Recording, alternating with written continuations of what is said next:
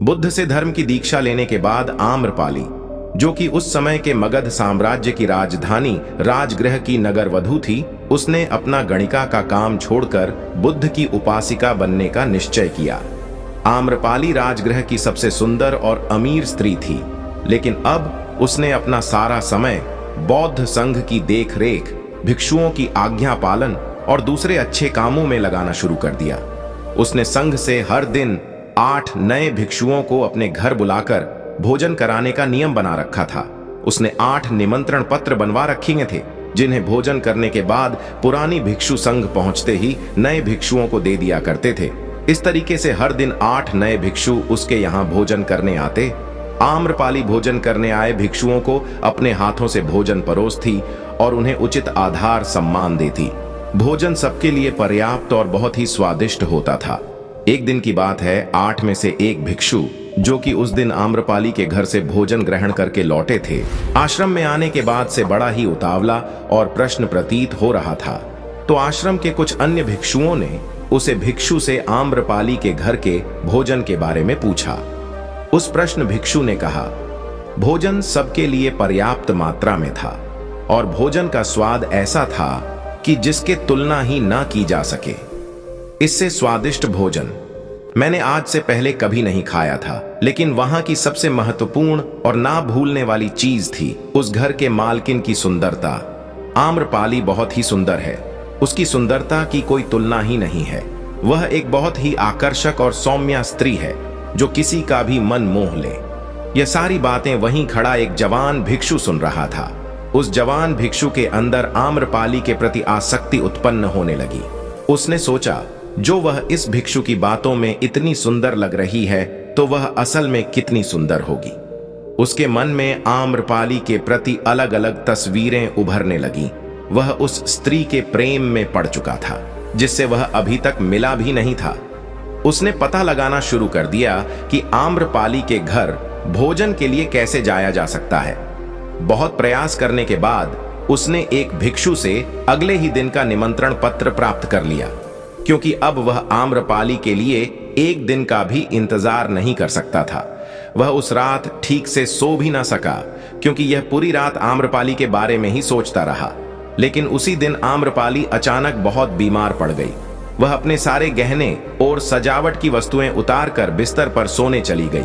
और जब वह प्रेमी युवा भिक्षु आम्रपाली के घर पहुंचा, तो नौकरों ने उसका स्वागत किया और उसे भोजन परोसा। यह देखकर उस युवा बौद्ध भिक्षु को बहुत क्रोध आया और वह अंदर ही अंदर दुखी हुआ। जब आम्रपाली को पता चला कि भिक्षु भोजन के लिए बैठ गए हैं, तो उसने उनके प्रति अपना सम्मान जताना चाहा। उसने अपने नौकरों से कहा, भोजन कक्ष तक पहुंचने के लिए मेरी मदद करो। नौकरों की मदद से चलते हुए भोजन कक्ष में पहुंच गई। वह पसीने से लथपथ थी और उसका पूरा शरीर बुखार से कांप रहा था। वह हाथ जोड़कर घुटनों के बल भिक्षुओं के सामने जाकर बैठ गई। उसे देखकर उस युवा भिक्षु ने मन ही मन कहा, इतनी बीमार होने के बाद भी यह कितनी सुंदर और आकर्षक है। सोचो, अगर ये बीमार ना होती और सारा श्रृंगार करके आती, तो कितनी सुंदर लगती। अपनी वासना में वशीभूत होकर उस बौद्ध भिक्षु ने बिना एक भी निवाला खाए अपनी भिक्षा पात्र को बंद कर दिया।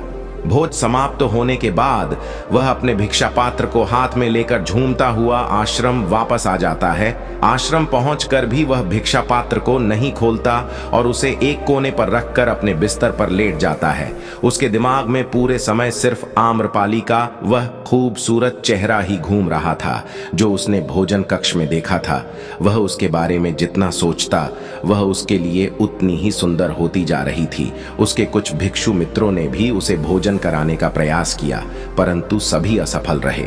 भयानक बुखार की वजह से उसी रात आम्रपाली की मृत्यु हो गई। जब मगध सम्राट बिंबिसार को आम्रपाली की मौत की खबर मिली, तो उन्होंने बुद्ध को संदेश भेजा, हे तथाग्र, आपके व्यक्तिगत चिकित्सक जिवाका की बहन आम्रपाली अब इस दुनिया में नहीं रही। बुद्ध ने सम्राट बिंबिसार को वापस संदेश भेजा और कहा, इस मृत शरीर को जलाया ना जाए, बल्कि उसे एक बड़े मैदान में संभाल कर रखा जाए। चील, कौवे और दूसरे जानवर शरीर को नुकसान ना पहुंचा पा। इसके लिए कुछ पहरेदार मृत शरीर के आसपास तैनात कर दिए जाएं। 3 दिनों में मृत शरीर सड़ चुका था। शरीर के फूलने की वजह से चमड़ी फट गई थी और उसमें से कीड़े निकलने लगे थे। आसपास का सारा वातावरण दुर्गंधमय हो गया था। बुद्ध के कहे अनुसार सम्राट बिंबिसार ने पूरे नगर में यह घोषणा करवा दी कि कल सुबह राजगृह के सभी युवा पुरुषों को आम्रपाली के शरीर का अंतिम दर्शन करने राज मैदान में पहुंचना है, और जो भी व्यक्ति इस आदेश का पालन नहीं करेगा उस पर 8 सोने के सिक्कों का जुर्माना लगाया जाएगा। दूसरी तरफ उस युवा प्रेमी भिक्षु ने पिछले 4 दिनों से कुछ भी नहीं खाया था। उसके भिक्षा पात्र में रखा भोजन पूरी तरह से सड़ चुका था और उसमें से कीड़े निकल रहे थे। उस भिक्षु का एक मित्र उसके पास आया और बोला, मित्र, बुद्ध आम्रपाली को देखने जा रहे हैं। आम्रपाली शब्द की आवाज कान में पड़ते ही इस भिक्षु के अंदर अचानक से ऊर्जा लौट आई और वह तुरंत उठकर खड़ा हो गया। उसने अपनी भिक्षा पात्र में से सड़ रहे भोजन को बाहर फेंका और उसे अच्छी तरह से साफ किया। जब भिक्षा पात्र से भोजन को फेंक रहा था तब उस भोजन से निकल रहे कीड़ों की तस्वीर उसके मन की गहराइयों में बैठ गई।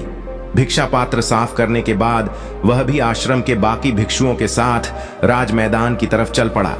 राज मैदान पर युवाओं की एक बहुत बड़ी भीड़ पहले से इकट्ठा हो रखी थी। बुद्ध अपने भिक्षुओं के साथ एक और बैठ गए, दूसरी ओर सारी भिक्षुणी बैठ गई। एक और सम्राट बिंबिसार अपने मंत्रियों और सैनिकों के साथ बैठ गए और उनके ठीक सामने राजगृह के सारे युवा और उनके पीछे नगर के बाकी जनता बैठी हुई थी जो बुद्ध में आस्था रखती थी।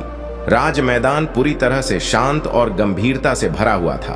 तभी वहां की शांति को भंग करते हुए बुद्ध ने प्रश्न किया, सम्राट, यह सामने पड़ी मृत स्त्री कौन है? सम्राट ने उत्तर दिया, आम्रपाली जीवाका की बहन और राजगृह की नगर वधू। यह सुन, बुद्ध ने कहा, आम्रपाली राजगृह की नगर वधू। चलो अब इस सच्चाई का पता लगाते हैं। बुद्ध ने थोड़ा ऊंची आवाज में कहा, आप में से जो भी व्यक्ति 1000 सोने के सिक्के देगा वह आम्रपाली के साथ एक रात बिता सकता है। इतना कहकर बुद्ध भीड़ की तरफ देखने लगे। एक भी व्यक्ति ने अपना हाथ नहीं उठाया। बुद्ध ने फिर कहा, 500 सोने के सिक्के। अब भी सब चुप थे। 100 सोने के सिक्के, किसी की कोई प्रतिक्रिया नहीं थी। 50 सोने के सिक्के, बस चारों तरफ सन्नाटा था। सिर्फ 1 सोने का सिक्का, कोई प्रतिक्रिया नहीं। मुफ्त में अब भी किसी ने कोई इच्छा नहीं दिखाई। देखा भिक्षुओं, यह वही स्त्री है जो 4 दिन पहले तक नगर की हर पुरुष की चाहत थी। सब इसे अपनी इच्छा पूर्ति का साधन समझते थे। इसके साथ एक रात बिताने के लिए हजारों सोने के सिक्के देने को तैयार रहते थे, एक दूसरे को मरने मारने को तैयार रहते थे। लेकिन आज उसी नगर में उसी स्त्री के शरीर को कोई मुफ्त में लेने को भी तैयार नहीं है। यही हर इंसान के शरीर के साथ होता है। हमारा ये शरीर अल्पकालीन और नासवान है। इसे केवल सुंदर गहनों, कपड़ों और सुगंधित इत्रों के द्वारा आकर्षक बनाया जाता है, लेकिन हमारा कोई भी प्रयास इसे बूढ़ा होने, बीमार पड़ने और अंततः नष्ट होने से नहीं बचा सकता। केवल मूर्ख ही अपने आप को कल्पनाओं से जोड़ते हैं और जो मलिन है उसे सुंदर और आकर्षक मानते हैं। भीड़ में बैठे उसे बीमार युवा प्रेमी भिक्षु ने भी बुद्ध की ये सारी बातें सुनी। बुद्ध की ये बातें उसके दिल को चोट कर गई। उसने सोचा, जब आम्रपाली जिंदा थी तो उसका शरीर कितना सुंदर और आकर्षक था, ठीक उस भोजन की भांति जो ताजा पकाकर उसे परोसा गया था। हालांकि समय के साथ उसके कटोरे में रखा भोजन सड़ गया और पूरा भिक्षा पात्र कीड़ों और मक्खियों से भर गया। इसी तरह एक बार जीवन में आम्रपाली के शरीर को छोड़ दिया तो वह फूल गया, कीड़ों से भर गया, उसमें से तरल पदार्थ निकालने लगा और वह मक्खियों, वह दूसरे जीवों का आहार बन गया। अपनी स्वयं के शरीर के बारे में विचार करने पर वह समझ गया कि वह अलग नहीं है। यहां तक कि इस दुनिया में कुछ भी उसके शरीर को बर्बाद होने से नहीं बचा सकता। इसलिए अपने शरीर और कल्पनाओं से लगाव रखना एक भ्रम मात्र है।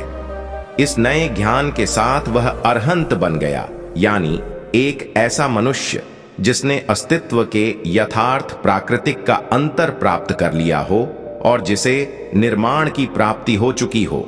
नमस्कार।